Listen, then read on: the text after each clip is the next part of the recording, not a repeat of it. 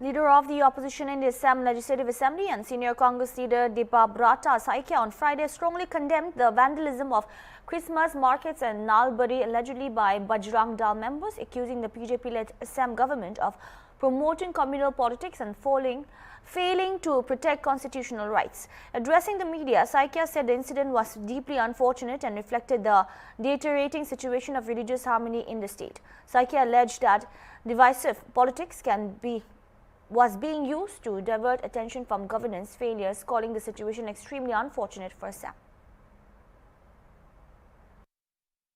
नलबाड़ी में जो हुआ है ये बहुत दुखद है। जो प्रधानमंत्री जी दिल्ली में सबको गले लगा रहे, जो सांता क्लॉज का टोपी पहना हुआ है और लेकिन उनका जो नीचे का लुक है, ये लोग को इतना भड़कावा किया हुआ है। ये अभी देश का जो आर्टिकल 25 राइट टू रिलीजियन, ये भी अभी यहाँ गड़बड़ी में आ गया, खतरा में आ गया। और असम गवर्नमेंट कुछ भी नहीं करते, क्योंकि सीएम खुद भड़काऊ भाषण देते हैं, बोलते हैं कि सोनिया गांधी जी का घर तोड़ देना चाहिए, वो क्रिश्चियन है, ये है। छत्तीसगढ़ का भाषण मुझे याद है। और ये इसीलिए हुआ है कि गवर्नमेंट कॉम्प्रोमाइज करते हैं, कम्युनल पॉलिटिक्स लगाना चाहते हैं, क्योंकि उसका कोई डेवलपमेंट का काम नहीं हुआ है।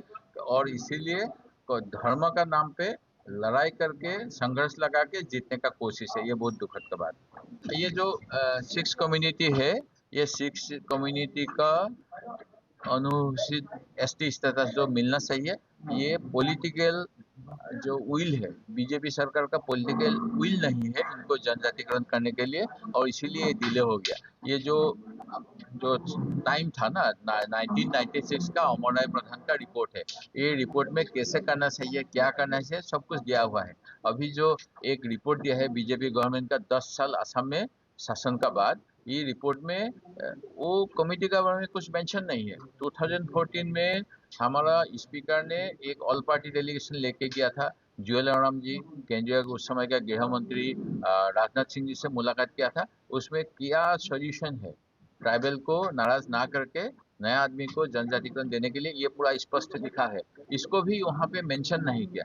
तो ये लंबा खींचने का खाली है वोट लेने के लिए, और कुछ नहीं है। इसीलिए ऐसा हुआ है। ये आज मैं विद डॉक्यूमेंटेशन ये आज मैं प्रेस का सामने रखा हूँ, ताकि असम का जो लोग है उन लोग को वास्तव समझ में आए और वो डिमांड करे कि तात्कालिक, जैसे कांग्रेस सरकार 1996 में ऑर्डिनेंस जारी किया था, वो जारी ऑर्डिनेंस लगा के भी हमको जनजातिकरण देना चाहिए। और राज्यसभा का बिल कभी लैप्स नहीं होता है। 2019 में इलेक्शन का पहले एक राज्यसभा का बिल डाला हुआ था असम का 6 कम्युनिटी को एसटी देने के लिए, उसको रिवाइव करने में कोई दिक्कत नहीं है, इसीलिए उसको करके भी ये कर सकते हैं। कार्बी आंगलोंग में जो हुआ है वो दुखद है। हमारा 6 शेड्यूल एरिया कांग्रेस का देन है, और पंडित जवाहरलाल नेहरू जी का सुझाव से गोपीनाथ बोडले सब कमेटी ने ये काम किया था। अभी उसमें जो भी हो रहा है ये आग्रासन है।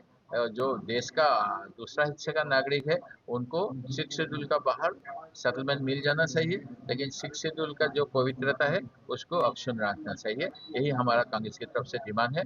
और इसमें भी बहुत दिन से बीजेपी का जो मतलब स्थिति को सुधारने का कोई मतलब नहीं है, इसीलिए कोर्ट का नाम लेकर अभी ऐसा कर रहा है, लेकिन कोर्ट में एफिडेविट असम गवर्नमेंट दे नहीं रहा है, इसीलिए ये प्रॉब्लम आया है। अगर एफिडेविट दे देते तो इसका सुझाव हो जाता। और वो बोलते हैं कि सीएम साहब कोर्ट का